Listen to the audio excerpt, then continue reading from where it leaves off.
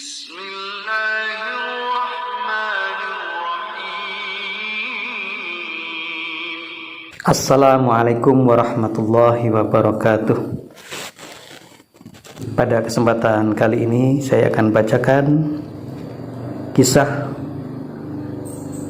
Nabi Muhammad SAW ketika Abu Bakar menaruh cinta yang tak biasa. Nabi Muhammad SAW adalah sosok terpuji yang menempati posisi puncak dalam derajat sosial, keluhuran budi dan kebaikan. Kejujuran dan akhlak luhur yang melekat pada diri Rasulullah membuat para sahabat jatuh cinta dan berkorban untuk beliau. Seperti kisah Abu Bakar As-Siddiq bin Abu Quhafah yang pernah babak belur namun masih memikirkan keadaan Rasulullah SAW. Abu Bakar adalah salah satu pemeluk Islam awal, sahabat utama Nabi dan khalifah pertama sepeninggal Nabi Muhammad SAW mangkat. Kedudukan Rasulullah di sisi para sahabat ibarat ruh dan jiwa, dan semua urusan beliau menempati hati dan mata mereka.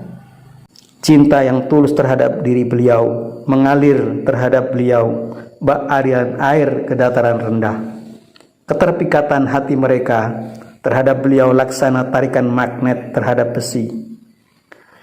Sebagai implikasi dari rasa cinta ini membuat mereka tidak gentar bila leher harus diterpenggal, kuku terkupas atau ditusuk oleh duri.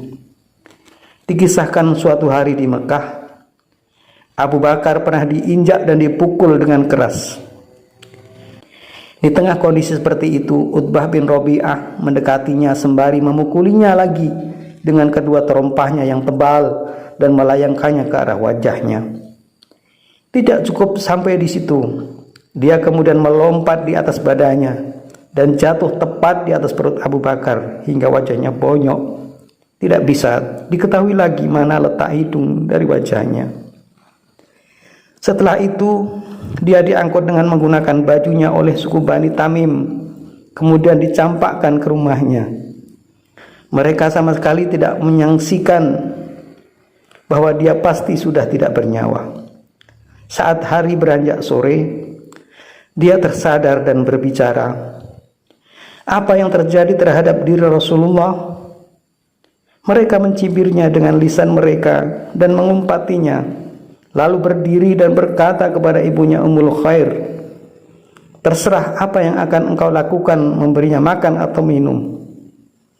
Ketika sang ibu hanya tinggal berdua saja dengan anaknya, dia membujuknya agar mau makan dan minum. Tetapi justru sang anak malah berkata, "Apa yang terjadi terhadap diri Rasulullah?" Ibunya menjawab, "Demi Allah, aku tidak tahu sama sekali tentang sahabatmu itu." Dia berkata, "Kalau begitu pergilah menjumpai Ummu Jamil binti Al-Khattab, lalu tanyakanlah kepadanya." Sang ibu pergi keluar hingga sampai ke rumah Ummu Jamil, lantas berkata, "Sesungguhnya Abu Bakar bertanya kepadamu tentang Muhammad bin Abdullah." Dia menjawab, "Aku tidak kenal siapa Abu Bakar dan juga Muhammad bin Abdullah. Jika engkau ingin aku menyertaimu menemui anakmu, akan aku lakukan." Dia menjawab, "Ya." Akhirnya keduanya berlalu hingga akhirnya mendapati Abu Bakar dalam keadaan terkapar tak berdaya. Ummu Jamil mendekatinya seraya berteriak mengumumkan kepada orang banyak, "Demi Allah, sesungguhnya kaum yang melakukan tindakan ini terhadapmu adalah orang yang fasik dan kafir. Sungguh, aku berharap semoga Allah membalaskan untukmu terhadap mereka."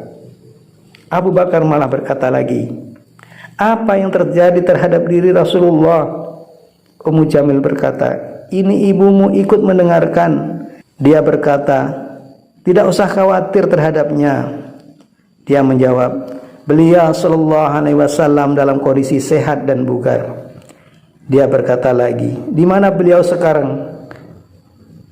"Ada di Dar Ibnu Al-Arqam," jawabnya. Dia berkata lagi, Aku bersumpah kepada Allah untuk tidak mencicipi makanan dan meminum minuman hingga aku bertemu Rasulullah.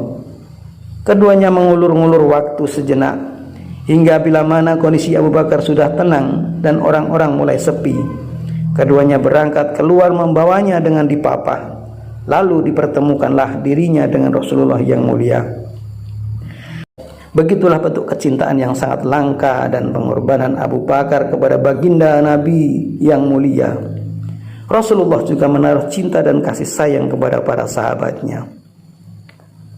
Dalam satu hadits diceritakan, seorang Arabi datang kepada Rasulullah SAW dan bertanya, "Wahai Rasulullah, bagaimana pendapatmu ada orang mencintai sesuatu kaum tetapi ia belum pernah dapat menyamai amalan mereka?"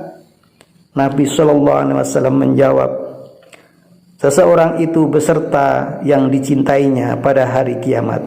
Hadis riwayat At-Tirmizi. Referensi dari Sirah Nabawi karya Syekh Syafiyur Ar-Rahman Al-Mubarakfuri bersumber dari kitab Ar-Rahiqul Maktub.